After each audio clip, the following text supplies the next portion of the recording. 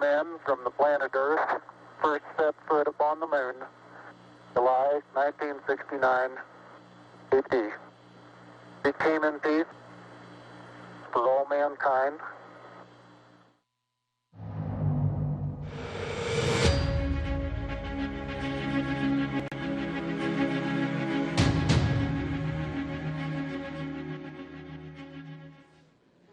The clock is ticking down to the exact moment marking 50 years since the Apollo 11 astronauts launched into space from right there, Pad 39A, here at the Kennedy Space Center in Florida, and they began their journey to the moon.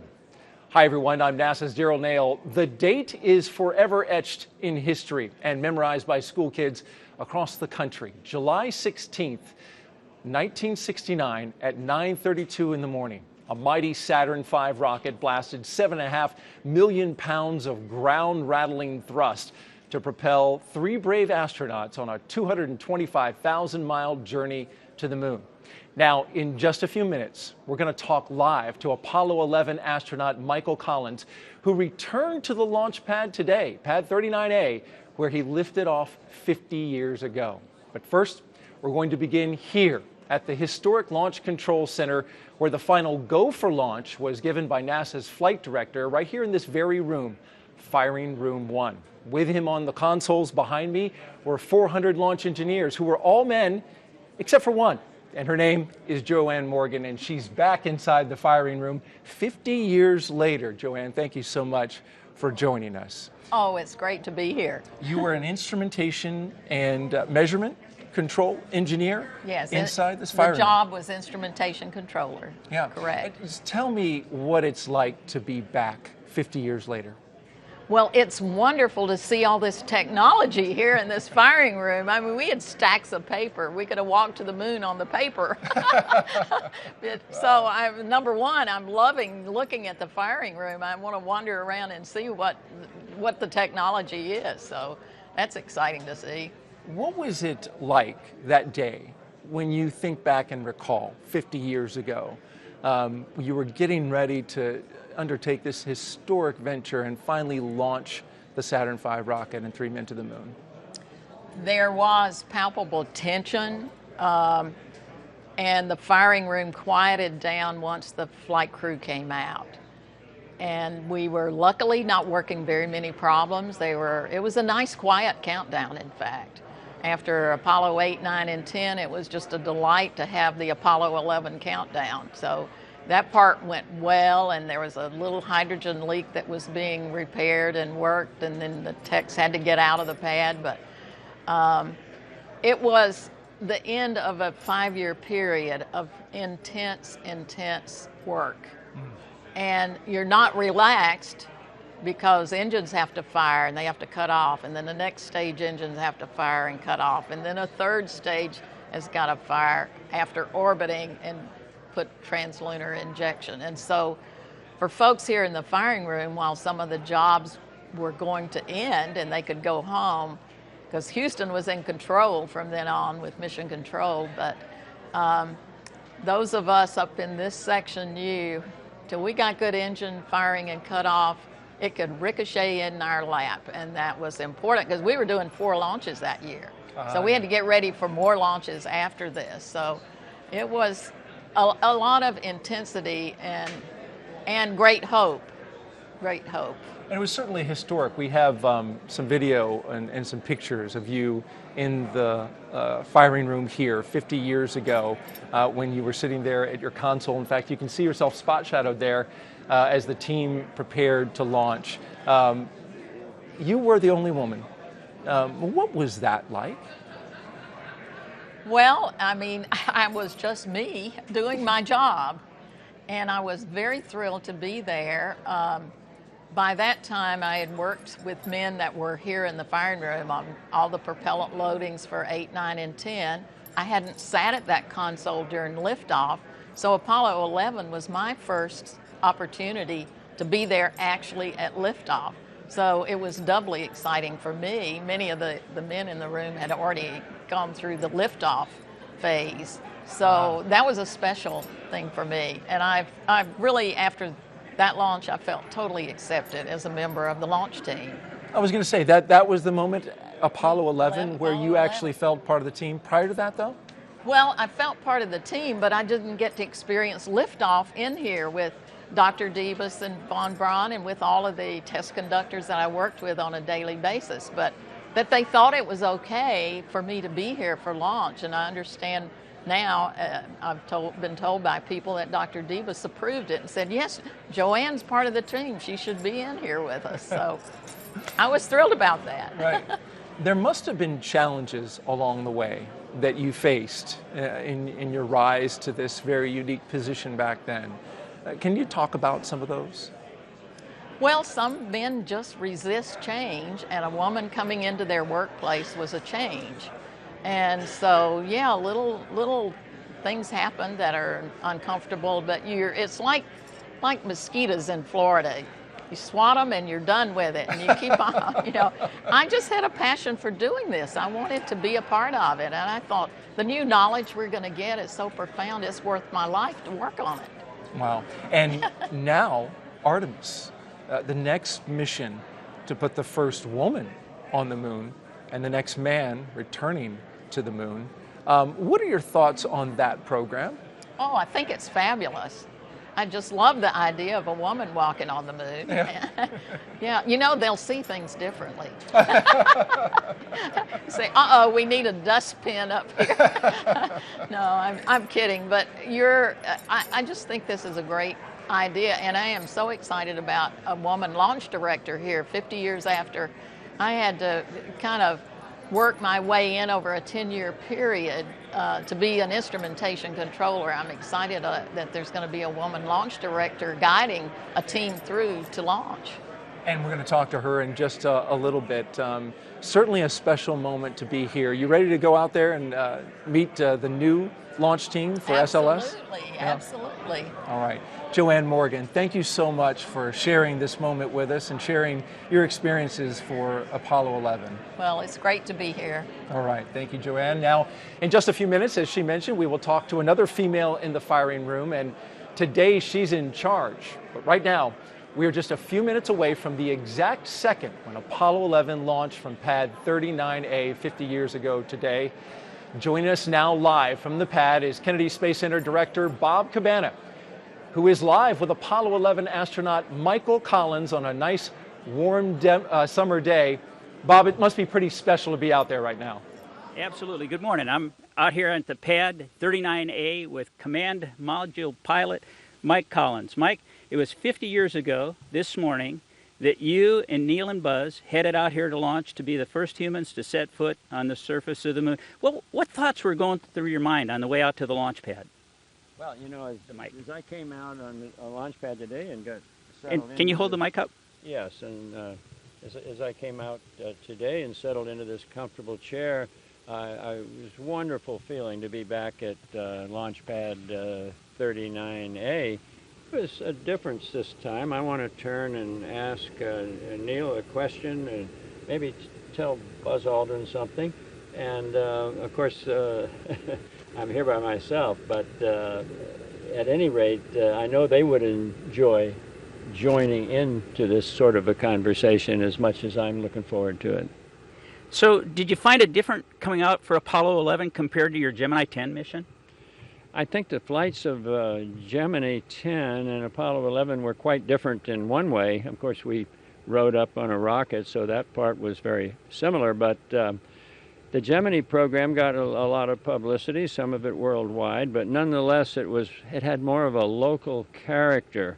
It was almost like a celebratory sort of event, like perhaps an athletic contest, whereas Apollo 11, on the other hand, was serious business. We crew felt the weight of the world on our shoulders. We knew that everyone would be looking at us, friend or foe, and we wanted to do the best we possibly could, put our best foot forward, and that required a great deal of work on our part, but not too much time left over for any of the things we might have more enjoyed. Absolutely. So having the weight of the world on your shoulders, I know you guys went through an extensive amount of training. Can you tell us a little bit about the training? How did it prepare you for the mission? I think the simulators were the heart and soul of our training. They were very good machines. They were excellent duplicators of what we would see in flight.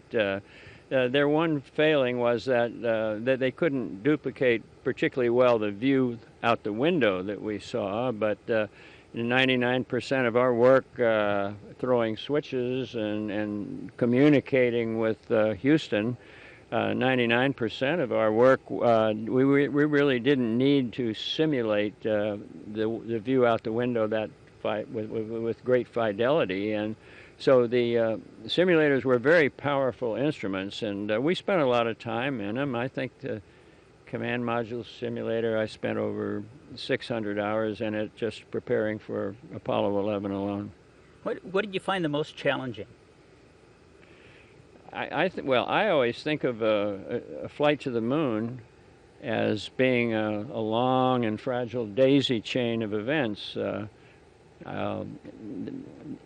Links in that chain, certain finite points along the route have names for them, like is going faster than escape velocity and slowing down into lunar orbit and so forth. But the point is, no matter how well things are going for you, you can't just relax and pat yourself on the back and say, well, isn't this wonderful? You have to say, okay, I got 17 down. What's number 18 coming up here? I better get on the ball and worry about it. So for me, at least, maybe it might have been different for someone else, but for me, at least, the flight was a question of being under tension, worrying about what's coming next and what do I have to do now to keep this daisy chain intact.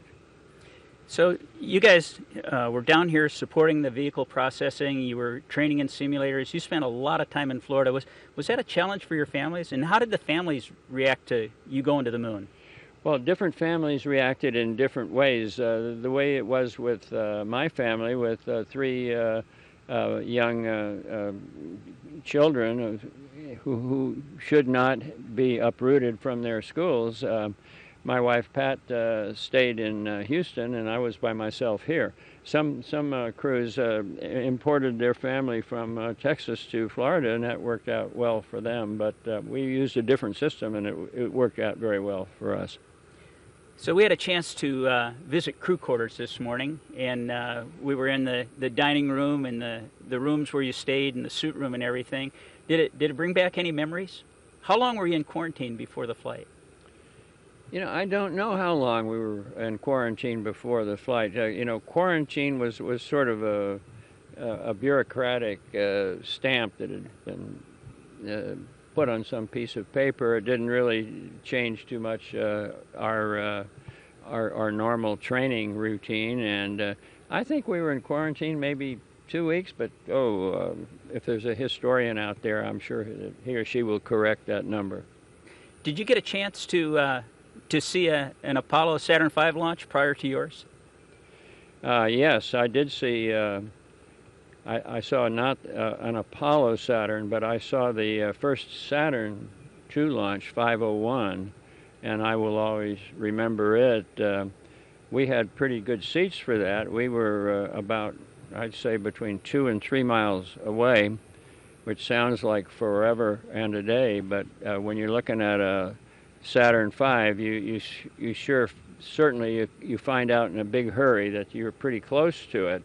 The thing ignites, it takes off, it's very, very quietly, starts ascending, and you look out across the lagoon and you say, well, it's not a big deal. I've seen rockets go off before. And then it starts going up and picks up speed, going faster. It looks a little bit more impressive, but still nothing very exceptional. And then the shock wave from the rocket power hits you in the viscera. Your whole body is shaking. Your feet underneath you are shaking in the mud. And you think, my God, this is what they mean by power. This is gives you an entirely different feeling, a different concept of what power really means. So you have to be there and have your belly shake before you can really evaluate a Saturn V. So did you get a chance to strap into the vehicle in practice before you actually launched?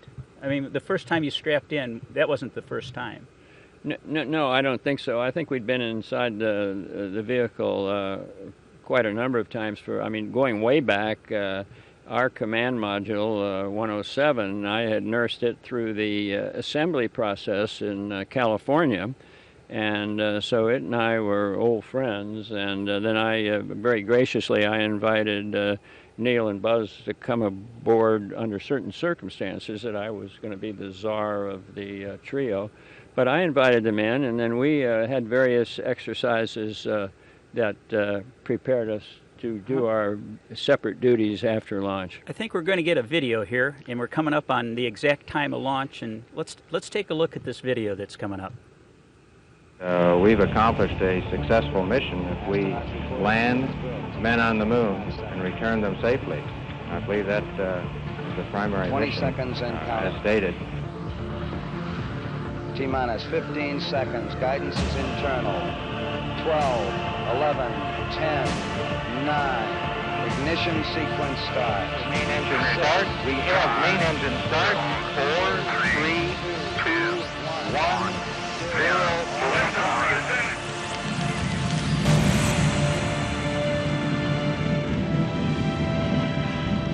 Apollo 11 was about exploration, about taking risks for great rewards in science and engineering, about setting an ambitious goal before the world. We find for the first time that man has the flexibility or the option of either walking this planet or some other planet, be it the moon or Mars or I don't know where. And I'm poorly equipped to evaluate where that may lead us to.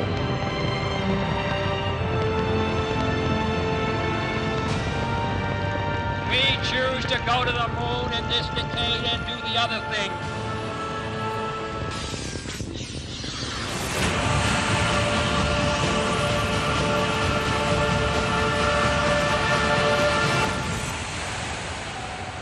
Perhaps the highlight for those of us in the LEM will probably be a successful touchdown. I really look forward to that the most this time. So, Mike, does that bring back any memories? You talked about what it was like watching a Saturn V launch. What did it feel like to ride that rocket? The feeling on board a Saturn V after engine ignition is quite different than what you might imagine. If you watch it from a distance, it makes a stately ascent, and you're quite aware of the gigantic power it is producing, 7.5 million pounds of thrust. But inside, it's a different situation. Inside, you're not worried about your power so much as you're worried about your steering. And you're suspended inside the cockpit, not too far away from that launch umbilical tower that's right off to one side. As you lift off, if there's any imbalance, it's compensated for by the swiveling of your motors below you. You have 5 engines down there. And as you ascend very slowly, majestically inside, it's a different situation. You feel jiggling left to right, and you're not quite sure whether those jiggles are as big or small as they should be, or how much closer they're going to put you to that launch umbilical tower, which you do not very much want to hit right that moment. So it's a totally different feeling at liftoff. The nervous novice driving a wide vehicle down a narrow alley, and then once you clear the tower and things smooth out a bit, you pick up speed, then it becomes more like you might imagine watching it from afar. You're more conscious of the gigantic amount of power below you, you're more conscious of the acceleration and the speed that you're picking up, and then you soon find out that your machine, your Saturn, breaks apart into pieces. When it's finished with piece number one, jettisons it, and that gives you a momentary skyrocket inside the cockpit. The cockpit is immediately full of not any fire or flames, but the vision, the idea, the sight of being surrounded by fire. Then when it gets through that little hiccup, from then on it's a quieter, more rational, silent ride all the way to the moon. What did it feel like when that second stage lit? Was that a pretty good kick?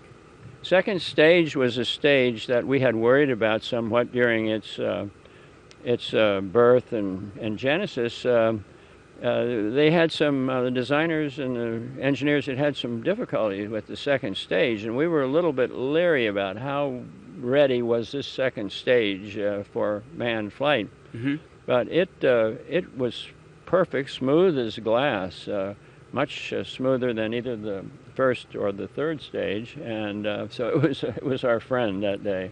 Awesome. So at the end of that video, Neil was talking about being in the LEM down on the surface of the moon. And I know you've been asked this many times before, but I'm going to ask it again.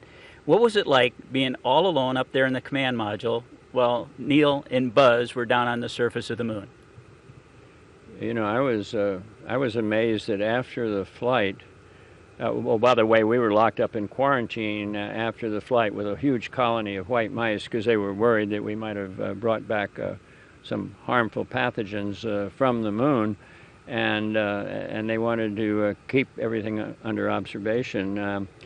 So I was always asked, wasn't I the loneliest person in the whole lonely history of the whole lonely solar system when I was by myself in that lonely orbit? And the answer was no. I felt fine. I've been flying airplanes by myself. That was being aloft in a vehicle was no novelty. I trusted my surroundings. I was very happy to be where I was and to see this complicated mission unfold. But the time that I was by myself, I was perfectly enjoyable. I had hot coffee. I had music if I wanted it. Good old command module, Columbia had every facility that I needed, and it was plenty big, and I really enjoyed my time by myself instead of being terribly lonely. I was not one iota lonely. Did you ever enjoy, did you guys feel like every time you had comm with mission control, did you enjoy the breaks from that when you were on the side of the moon where they weren't able to talk to you? Yeah, I think it's kind of nice. You know, the trip around the moon at 60 miles above the surface, that was my altitude. That's about a 2-hour deal, and of that because it's almost like your radios can see around corners. They can't quite, but instead of being half of 2 hours, it was more like 40-some minutes of peace and quiet. And I enjoyed the peace and quiet. You know, mission control was our friends, our savior, our mentor. But they could also be a terrible nuisance. Yak, they want this, that, and the other little tidbit of information minute after minute, hour after hour. So to have a peaceful period of solitude was far from being terrifying, was very pleasant, nice, easy, and I enjoyed it. So did you have the opportunity to fly again? Did you choose to fly again or not fly again? And would you have liked to have walked on the moon? You know, I was flying in a T-38 one time with my boss, Deke Slayton, between Houston and the Cape here, and he said, well, Mike, I want to plug you in. And in Deke's jargon, I called it the knit to Pearl 1. You went forward, ding, ding, on a backup crew, you popped up to a prime, ding, ding, and so forth. So what he was saying fundamentally was he was offering me, as I interpreted it, to be the commander of Apollo 17. And I said to him, well, listen, Deke, if this 11 doesn't work out, if we screw something up or something goes wrong, hey, I'm going to come back. You'll find me knocking on your door. But if everything goes like it's supposed to on Apollo 11, Deke, I'm out of here. And the reason I made that decision to leave was composed of various aspects. Primarily involving the long interval. That would be another 3 years, I figured, in my life. 3 years of living in dingy motels in strange places, trying to learn new things, like once again, and I didn't find that too rosy a future. And the other thing was I was going to be separated from my family and with young children and a wife who had been wonderful about supporting me all the way through, including up to and through Apollo 11. I would be asking her to go through that whole rigmarole one more time, and that didn't seem fair somehow. So I put all those things together and told Deke, hey, I'm out. I didn't say I'm out of here, but I forgot what I said exactly. But he understood. He didn't question it, and that's the way it was. Sure. I still think one of the very best books about the Apollo era was your book, Carrying the Fire. Is there any epilogue that you'd add to it today? Anything that you'd add to that original book? I don't know. I have to go back and reread it. I remember rereading it a few times after it was published. I think it was published in 74, something like that. And I like that interval between 69 and 74 because it gave me a few years to stop and think about things and what I wanted to say. And yet it was close enough that I hadn't quite lost the memory, the detailed memories of these various components of a flight to the moon. But the addition to it, I think today, of course, there would be a number of additions that I would want to add. One would be the business of where do we go from here, and that's a fascinating question to pose, and I would address that if I were to do a retake of Carrying the Fire. So where do we go from here? That's a great lead-in. I'm a product of the Apollo generation, but we've got a lot of folks on planet Earth that weren't even alive back then, and we're trying to create the Artemis generation now as we return to the moon and try and get that first woman and next man on the moon in 2024. What do you think about our path forward? Well, I love the word Artemis, the twin of Apollo. I think that's a wonderful name. And more important than the name, it's a wonderful concept. I think women can do anything that men can do in space. Perhaps they can do it better. So I think Artemis, I like that. I like it. I like to roll it around in the tongue and turn it over and think about it. But I don't want to go back to the moon. I want to go direct to Mars. I call it the JFK Mars Express. John F. Kennedy gave us the Apollo Express, and that was a masterpiece of understatement, of succinct instructions.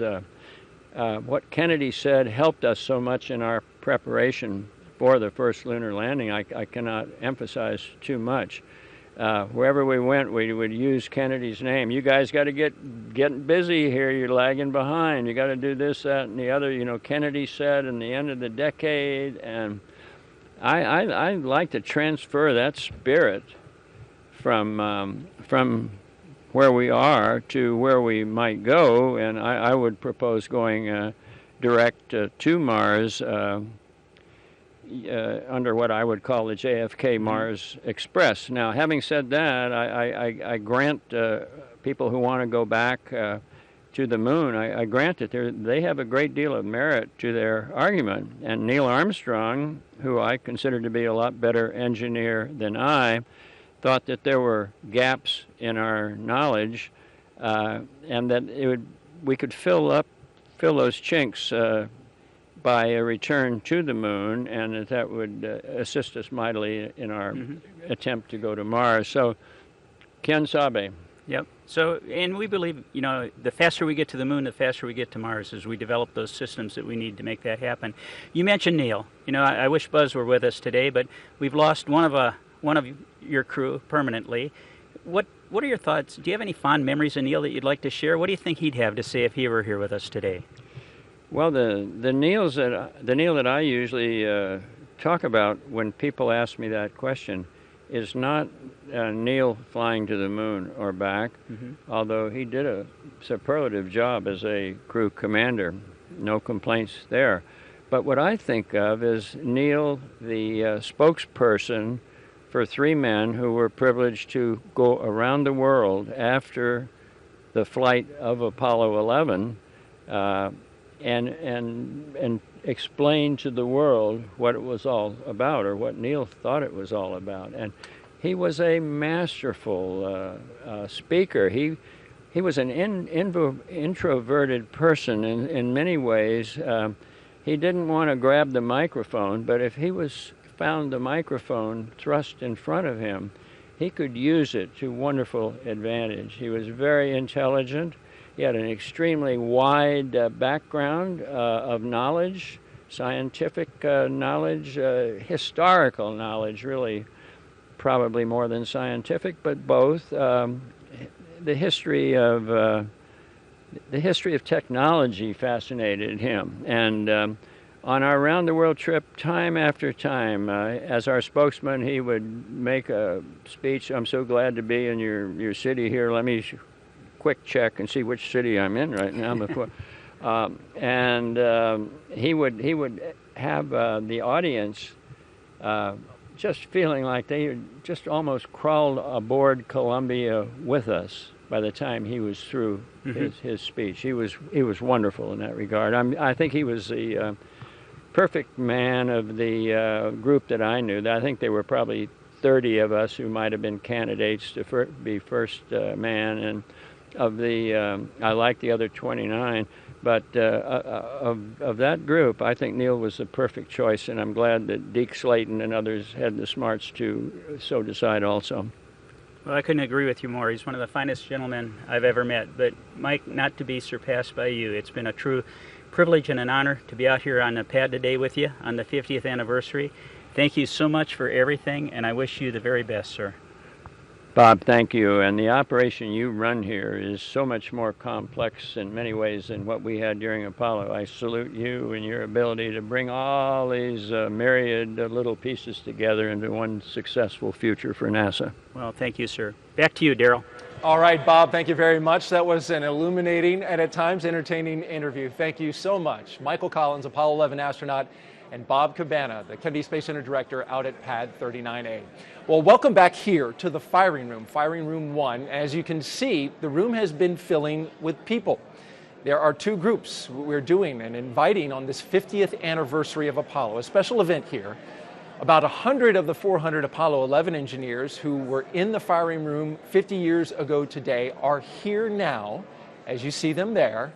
And the second group, today's launch team for Orion and the Space Launch System, NASA's rocket and spacecraft that will take us back to the moon.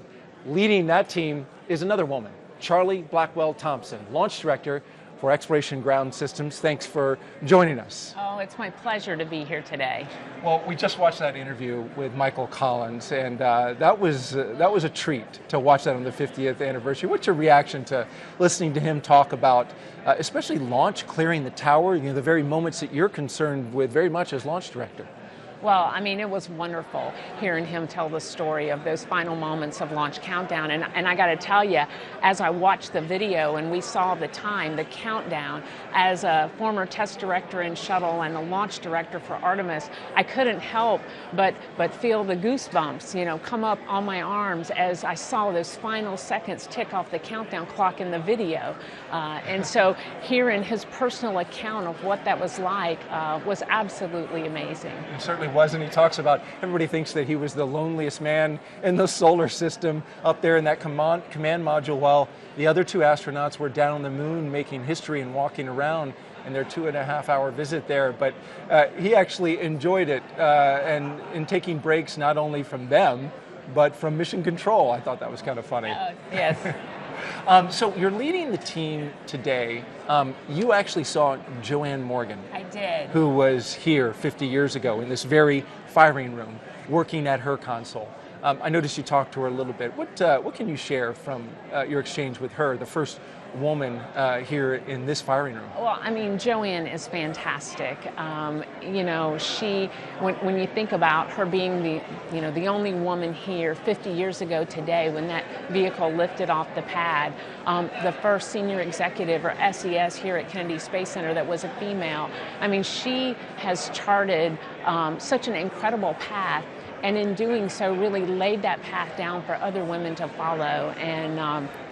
And so it's just wonderful to talk to her, understand some of the challenges that she had back in the day, and look at, you know, kind of how our team has changed and evolved over time, you know, both from a makeup of the team, but also from a technology piece. And so we took a moment to talk about where we are, the layout of our firing room, some of the technology and tools that we have, and compared those to what she had back in the 50 years ago today. And quite a bit has changed. I mean, as I look back to this firing room, and then we see the footage of the firing room of the past, significant technological changes here. Talk about some of those. Absolutely.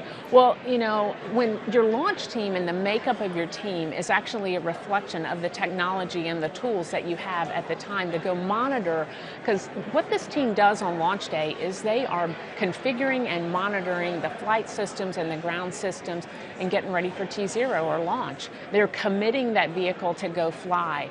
And in doing so, you have to be able to monitor hundreds and thousands and hundreds of thousands of parameters that are coming off the rocket and off the spacecraft. And so if you look at the pictures of the launch team from Apollo 11, what you see is that you'll notice that there were strip chart recorders in the back of the rooms, and many of the consoles had analog gauges that they were looking at. And so consequently, you had a pretty large team in here, about 400 people. For our launch team, because of the technology and because of the introduction of computers here in the Launch Control Center and the capabilities that they bring, both in helping you to monitor data by using colors and alerts and automatic scripts that run to do what we call reactive control logic, it really brings a whole new capability to the room and actually allows us to have a much smaller team on launch day. 1/4 the size of the team of Apollo. That's interesting that it advanced as much as it has. With the people who are here today, you were telling me the Apollo 11 engineers from that day, 50 years ago, now mingling with your team. Talk about what the intent is for bringing those two together. Well, I mean, the first is really to recognize and celebrate this day. The Apollo 11 launch happened right here in Firing Room 1. That is not lost on us as we prepare for our Artemis 1 launch. That will also happen from this room.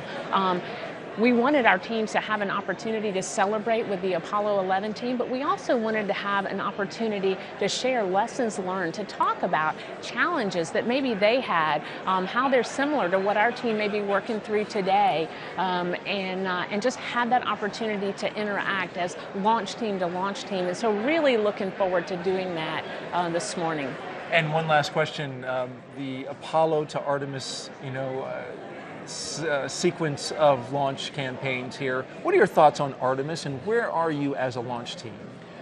So we are already in work with our preparations as a launch team as we prepare for our launch in a little over a year from now.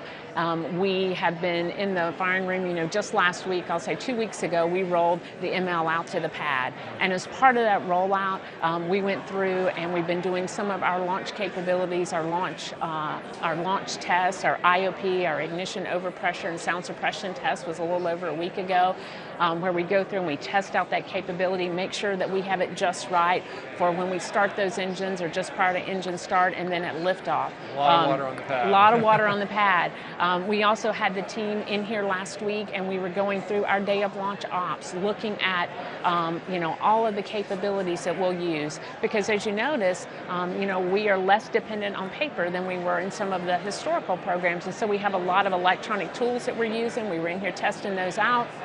We had our simulators and emulators configured so it looked like a day of launch configuration, and we were going through and testing those tools and testing our teams, and so we are on our way. Our preparations are underway as we prepare for Artemis 1. Well, thanks for the update and for sharing this moment with us. Charlie Blackwell-Thompson, the launch director for Exploration Ground Systems, thank you so much for joining us. Oh, it's my pleasure. All right, and thank you for joining us to commemorate this 50th anniversary of the Apollo 11 launch from the Kennedy Space Center. As you can see on your screen there, that is Center Director Bob Cabana and Michael Collins from Apollo 11 walking up the pad to the launch tower at 39A. Make sure you stay tuned with us to NASA TV as we continue to look back, but with an eye towards the future, when Artemis will take the first woman and the next man to the moon. And after that, beyond to Mars. That's going to do it for us. For all of us here at NASA, I'm Daryl Nail. We'll see you next time. But until then, keep looking up.